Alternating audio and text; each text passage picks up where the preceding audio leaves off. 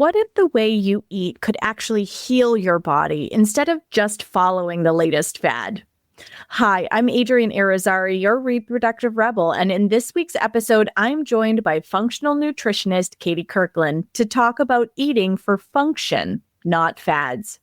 We'll explore how food impacts your hormones, your cycles, your energy. Yes, we're even going to talk about poop and why the one-size-fits-all diet world is leaving women behind. If you are ready to use nutrition as a tool for root cause healing and reclaiming your body's wisdom, this conversation's for you. Tune into Reproductive Rebel wherever you listen to your favorite podcasts. Hi, I'm Adrienne Irizarry. I'm an East Asian medicine practitioner who is passionate about women's health and helping women to live their best lives. My goal is to put you in the driver's seat of your health, offering holistic solutions for a symptom-free life. Statements made in this program are for educational purposes only and not intended as a substitution for medical consultation or advice. We do not claim to diagnose, treat, or cure any diseases. This podcast is inclusive and welcomes all gender identities. The focus of the program is on biological function, and we will use the term women throughout, but it is referencing physiological and social challenges for biology, not identity. Come as you are, I am happy you're here and welcome all performances of identity.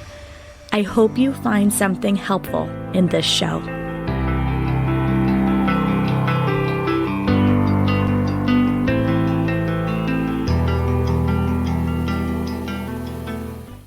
Welcome back to another episode of the Reproductive Rebel podcast. I am so excited to be joined today by Katie Kirklin. Welcome to the show, Katie.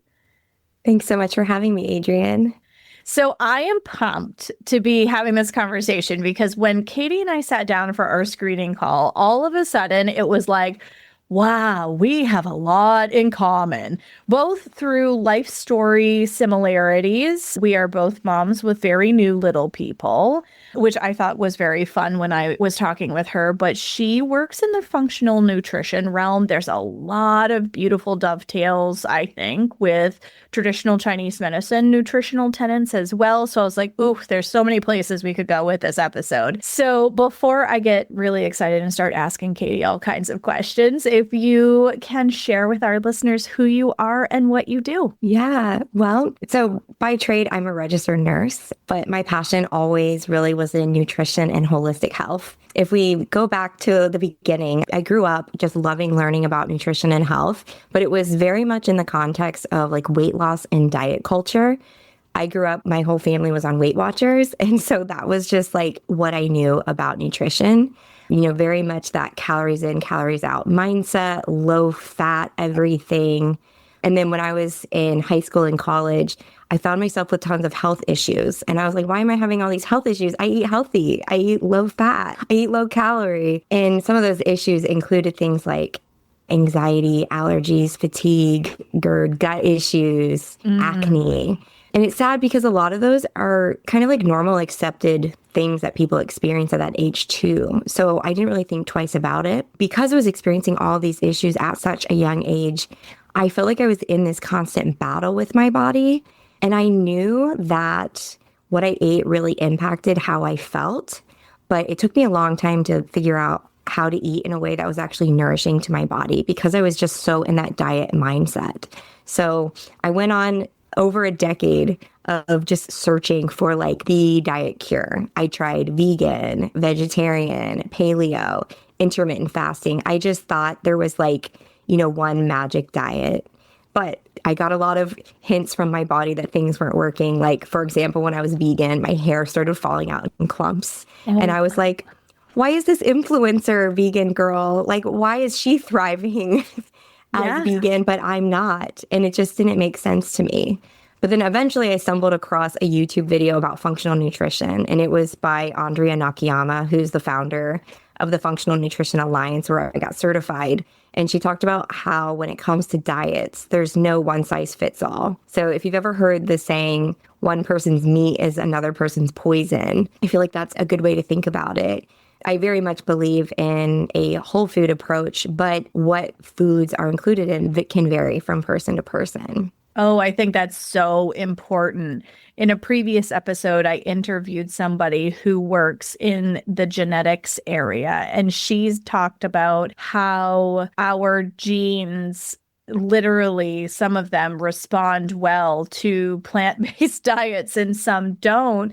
Yeah. And I had to laugh during that episode because she was talking about how if your body can't convert beta carotene, for example, it can end up looking like a vitamin A deficiency because you actually have to get it in the usable form of retinol palmitate. And it's like, wow, that really hit home for me because I have that conversion issue, which I didn't know until I was trying to conceive my son. And it was fascinating to me to think, oh, well, a vegan diet really wouldn't work for my particular body's needs. And that was Yeah. one of the things that really stuck out to me when you and I were talking is the fact that functional nutrition is so personalized, the same way that traditional Chinese medicine personalizes the way that they look at food as medicine, and certain foods create certain functions in the body based on deficiencies or excesses that somebody has in the body. And it's very much a similar kind of approach in terms of what the body is looking for. Yeah, definitely. So when I found functional nutrition, I just knew I was like, this is it. This is what I've been looking for so long. I just didn't know what it was called. Like when I graduated with my first degree, which was a Bachelor of Science in Kinesiology and Health, I knew I wanted to work with people to become healthier, but I just didn't know like how I could do that then. And being a health coach wasn't as much of a thing then. This was 2012.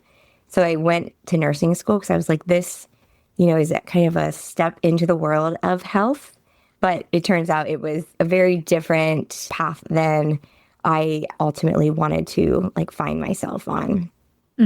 Absolutely. I feel the same way. I got my bachelor's in music and a master's in communication. And so, like, I've got psychology and sociology training experience as well as music. And I wanted to actually originally go to school for music therapy. And it's funny, I look at it full circle now. All the same things that interested me is literally what I'm doing now. It just isn't the way that I thought I was going to get there. Exactly. I love that. Well, that's why you know that you're working in alignment with your purpose here. I just think that's so beautiful. So, when we talked before, you were talking about the foundational roots of health. You want to talk a little bit about that with our audience? Yeah, absolutely. So the model I follow, which was developed by Andrea Nakayama, is called the Three Roots, Many Branches model. And that's where if we imagine a tree, we have the branches, and those branches are any sign, symptom, or diagnosis of disease. And then the roots are where I do the work. And so there's three roots: genes, digestion, and inflammation. And the terrain or the soil in which those roots exist, that is actually where I work to shift that terrain in the body.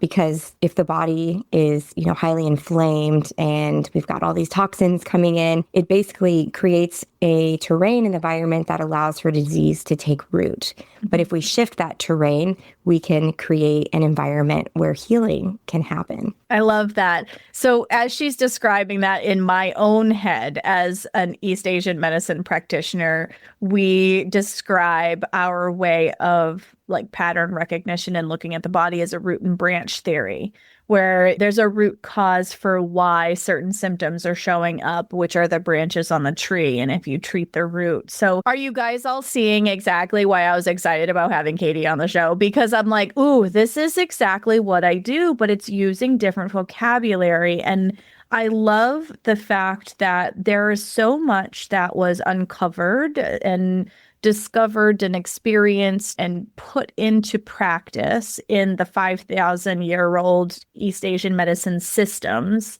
that we're now starting to see really validated in the science and the study from the Western lens. And this is one of those places where the vocabulary is almost exactly the same, which is so fun.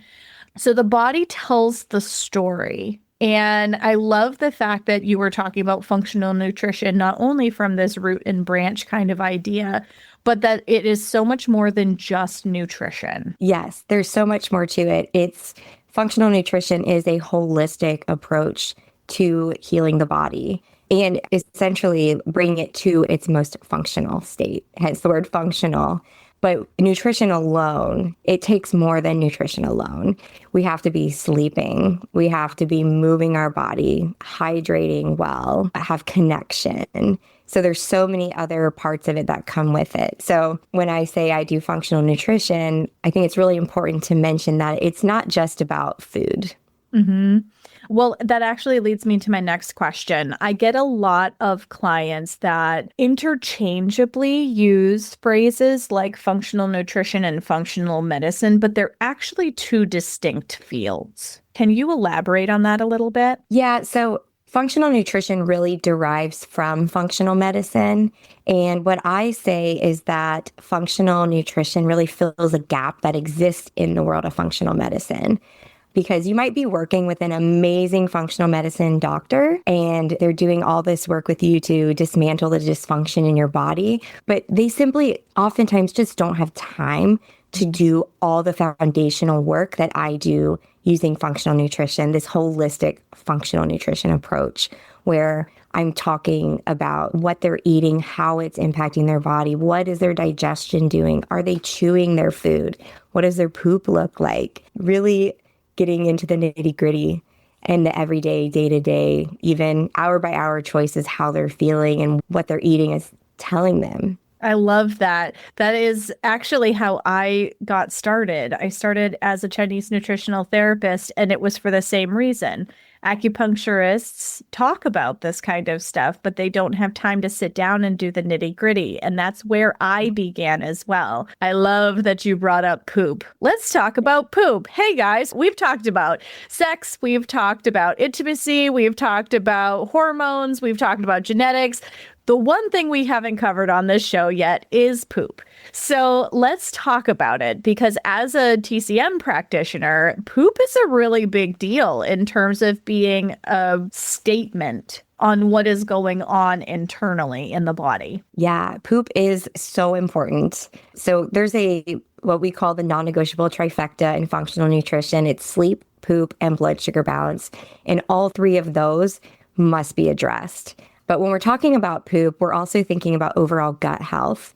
And when I think about gut health, I'm thinking about liver function as well, promoting regular bowel movements, the gut microbiome, and also the health of the gut lining.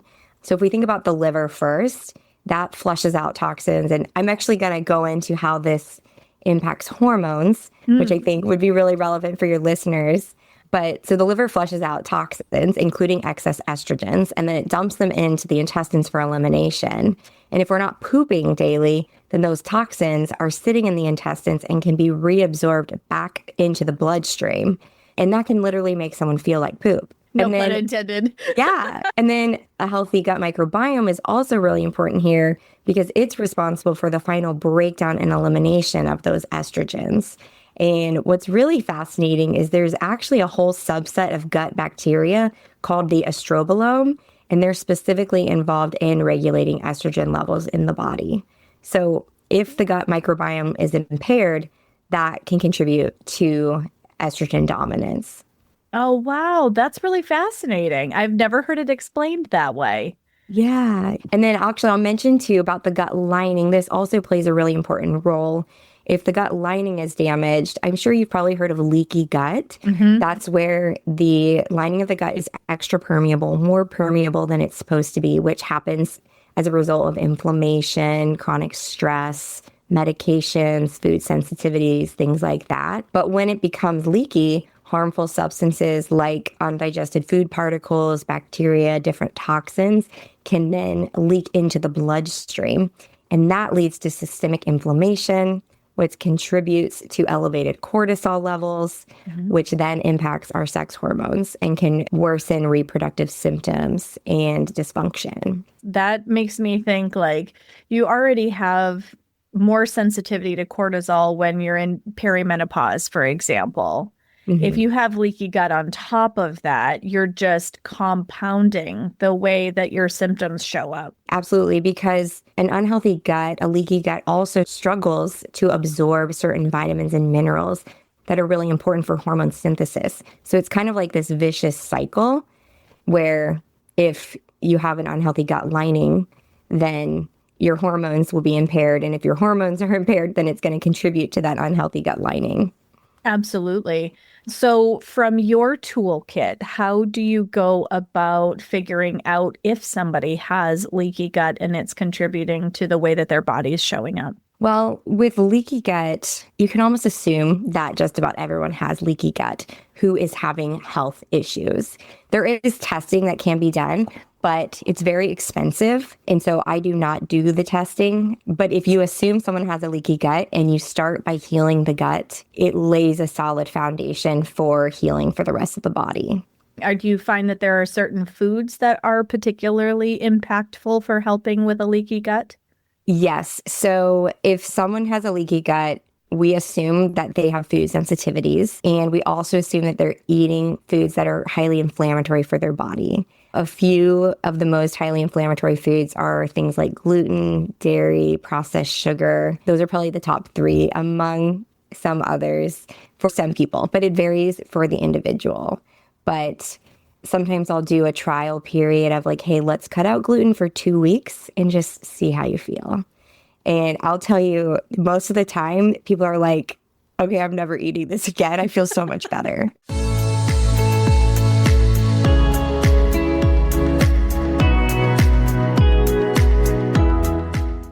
The book Bitter or Better, I Decide by Hannah Koch is a practical and uplifting guide to turning life challenges into stepping stones. Bitter or Better shows how to understand yourself, resolve conflict, strengthen relationships, and reconnect with the source of love so you can choose better, not bitter, every day. For more information, go to bitterorbetteridecide.com.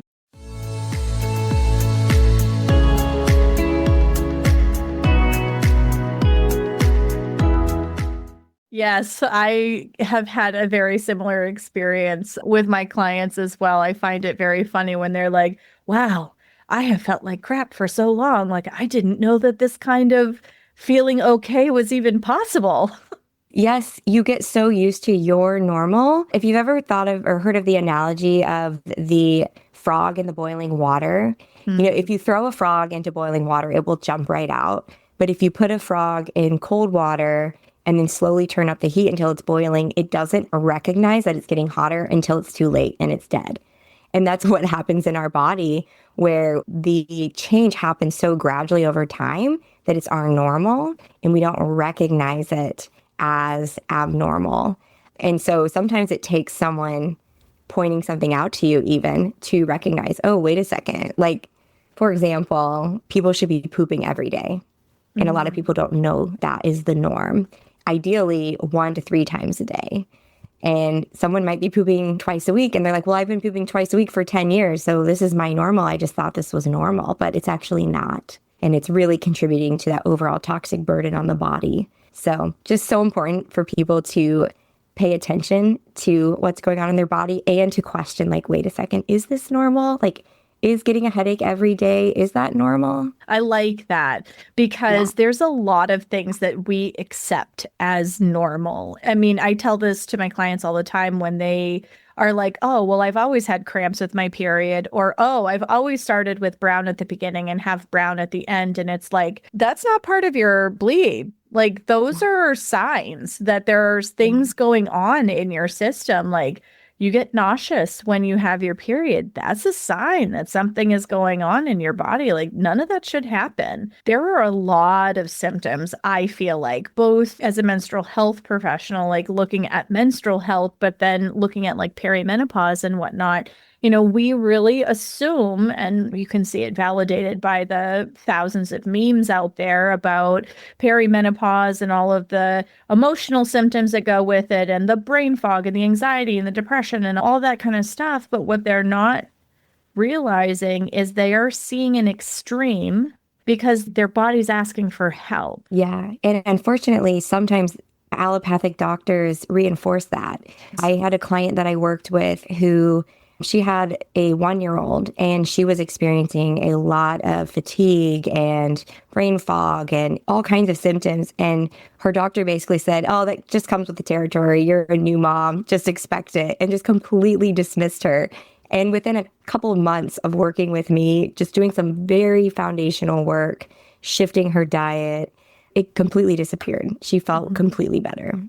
I have that same experience with people in postpartum, particularly, but you can see it in literally every phase of life. I have people that go into the doctor's office and they have really heavy periods and they're like, oh, you had a kid? Oh, it's normal for your period to be heavier now. And I'm like, no, there's a standard healthy cycle. And if your body's not going back to that, it means that it's looking for something. It needs support somehow. Yes, it's so important for us to pay attention to our body and not take that's just how it is, for an answer.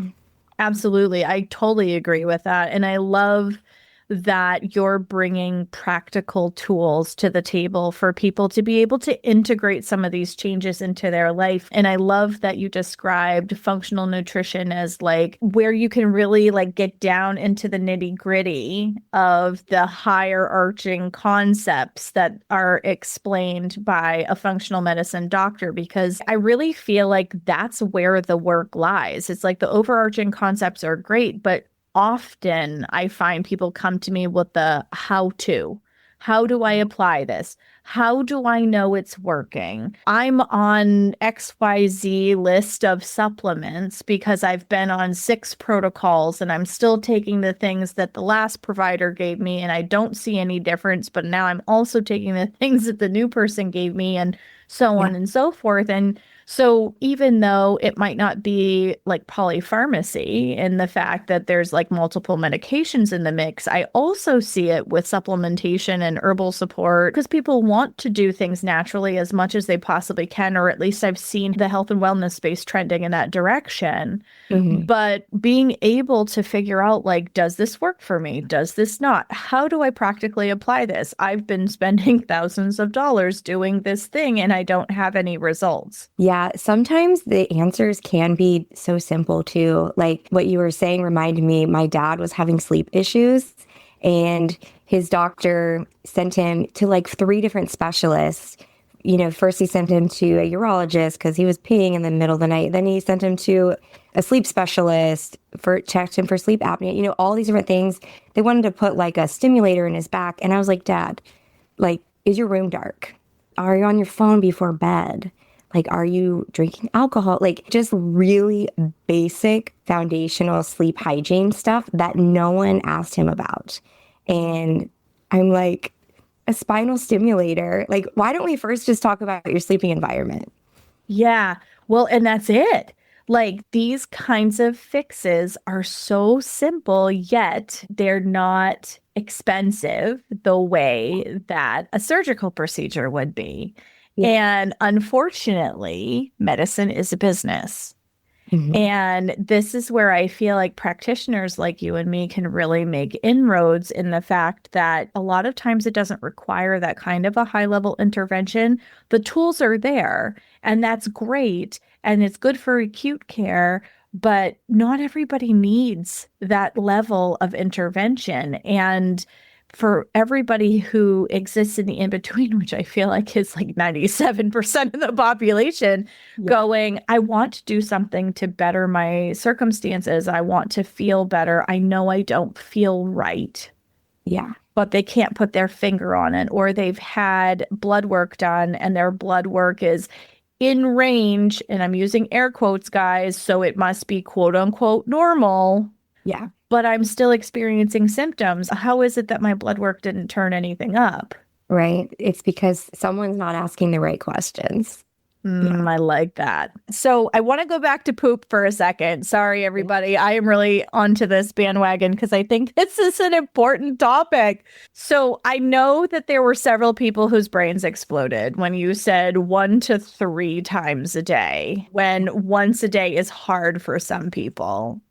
Are you also not only looking at frequency, but consistency and color as well? Yes. So let's talk about what an ideal poop is. Yes. Let's. So it should be medium brown in color, and that can vary a little bit based on what you eat. If you're eating a ton of leafy greens, it might have a little bit of a green tinge, and that can be very normal. It should be soft formed. You could think of it like soft serve ice cream, not too hard, not too loose. It should pass in one piece or a few smaller pieces. There's a tool called the Bristol stool chart. And if you look at that, 1 is severe constipation on the Bristol stool chart, and a 7 is severe diarrhea. It should fall right about a 3 and a 4, so right in the middle. It should be fully digested, with the exception of maybe, some corn or something like that. But even then, I would question, is that person chewing their food well enough, which is really important for digestion. It should also pass easily and without strain or without urgency. And then it shouldn't take more than 10 to 15 minutes. And I would argue it should even be quicker than that. Wow.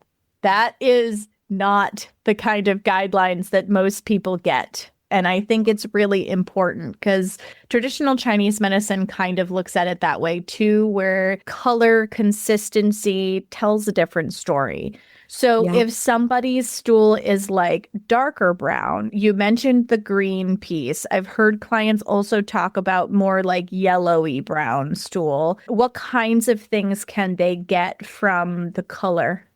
Yeah. So apart from it being from whatever they've eaten or potentially like a food dye in the food, green could be a sign of an infection, or it could be a sign that the food is moving through the digestive system too fast and the bile isn't fully breaking down. There's white or clay colored stool, which could be a lack of bile or a bile duct occlusion. So that could be an issue. Yellow or greasy could mean excess fat in the stool, which would be a result of poor absorption of fats. And that could be related to conditions in the body like celiac disease or conditions having to do with the pancreas, liver, or gallbladder. Black tar-like color. It could indicate an upper GI bleed, so in the upper gastrointestinal tract. And so that would be something to talk to a doctor about for sure. And red, of course, could be blood in the lower GI tract. And so if someone doesn't have a known cause for, why it's red, then also something that they should probably talk to a doctor about. I had done an elimination diet and then they did the antibody test. Oh, okay. So I got a negative. Of course I did, because I didn't have it in my diet. Right. And so they're like, you don't have celiac disease. And I was like, oh, okay. So why do I feel like crap? And I don't know my name. And the cloud rolls in and my brain can't function because for anyone who's not familiar with what celiac disease is, it's actually like a neurological condition that was discovered by a GI doctor because it had to do with the way that things functioned in the gut. And so like true celiac disease, like you don't know your name pretty much, in addition to all of the gastrointestinal pyrotechnics that go along with it. But there's a big neurological component to it. And so I would eat bread and I would be foggy and I had no sense of time. And I had a hard time remembering things. And I'm like, good grief, what is wrong with me? And it wasn't until somebody told me about the color of the stool. Yeah. And I went, oh, this has been most of my life. Yeah.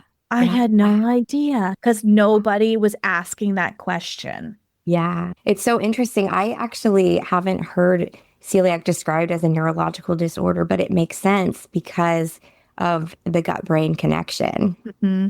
It's debilitating when you get cross-contaminated for sure. Yeah, wow. So color is important. Stool consistency is important. Often we'll have clients talk about how they get the loose stools just before their period. Yeah. Is this a normal phenomenon or not? I don't know if I know the answer to that question, but I would say it probably has something to do with their hormones shifting because there is such a connection between our hormones and our sleep and our poop. Like it's all so interconnected. And so I don't know if I can give a perfect explanation right now, but I would bet that it definitely has something to do with shifting hormones. I'd always been told that it had something to do with progesterone. So as your progesterone level changed, that it's not uncommon, but I was just curious what your take was on it because I had been told that by a certain type of practitioner, but nobody with your expertise. So I just thought that would be kind of an interesting question to ask. Now I'm going to have to look that up. I'm curious about it now. So I feel like people tend to Dr. Google a lot. Yeah. And this how to feel better is probably one of the most searched questions online. But where does one start when they're trying to figure out the how and the what do I do now and how do I be preventative aspects of this dynamic? Yeah. If someone literally asked me a couple of days ago, what's one piece of advice you can give me right now? It was actually a man and it was at the gym. We were at the front desk and I mentioned something about fertility. And he said, what's one thing I can do for male fertility? And I said, if I could only give you one piece of advice right now, it would be to shift to more of a whole food diet. And so shifting the food you're eating to more whole foods and away from processed foods, which can often be very highly inflammatory. That is probably the best thing I would say you can do. And it's a good starting point because most people can't just overhaul their whole diet overnight. I think it's a great idea to start with one meal a day. And I like to start with breakfast. You know, if someone's eating a lot of ultra processed food, let's start with breakfast. Let's get some whole foods in there. Let's think about balancing blood sugar because that is also one of those 3 sleep, poop, blood sugar balance that's in that non-negotiable trifecta. And then if we also talk about sleep prior to that is also so important. But yeah, just starting small, one meal at a time, shifting toward more whole foods. I love that. I could talk to you for hours, but I want to be respectful of your time. If you could leave our listeners with one final thought, what would that be? Yeah, well, it kind of goes along with what I was just saying. There's a doctor, and I really admire the work he does. His name's Dale Bredesen, and he works with Alzheimer's patients. And he has this really beautiful metaphor called 36 holes in the roof. And he has found that if you patch just half of those holes, you can reverse cognitive decline with Alzheimer's. And they're not necessarily easy holes to patch. They're things like consistently get 8 or 9 hours of sleep. They're not necessarily just like 18 supplements you take. But I love that you only have to patch half of the holes to make a difference. I know when we talked last time, I shared with you that one of my first exposures to more of this complementary medicine, I don't like to say alternative, but complementary medicine was when I worked with a naturopath. I was actually living in Australia at the time, and I'd had an abnormal pap smear, and I found out I had cervical dysplasia. It was CIN2, which was a moderate grade lesion, and the recommendation was this LEEP procedure, which I didn't feel comfortable with. And so I ended up talking to my doctor. He was like, I'll give you 6 months if you want to, try and clear it on your own. I ended up seeing a naturopath. We implemented some healing herbs and supplements. Then I did a lot of diet and lifestyle changes on my own and ended up clearing it.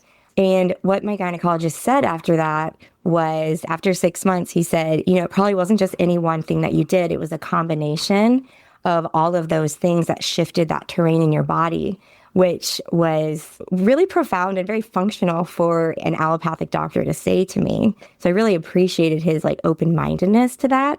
But if I go back to the 36 holes in the roof metaphor, it was like I only had to patch 18 holes to reverse the cervical dysplasia that I experienced. And the same thing applies for a lot of different health conditions. And so I just think it's a good reminder that it can be really overwhelming. There's so much noise out there about all the things you can do for your body. And the takeaway is that you don't have to do it all, but just patch one hole at a time, one step at a time. It all matters.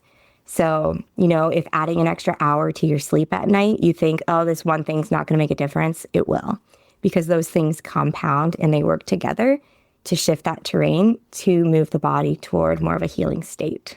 I love that.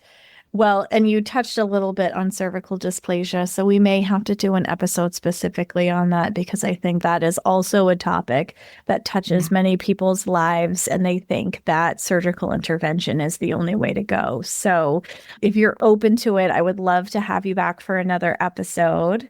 I would love that. Yeah, there's so many layers there, so much like emotional healing with that situation too. So I would love to talk more about that.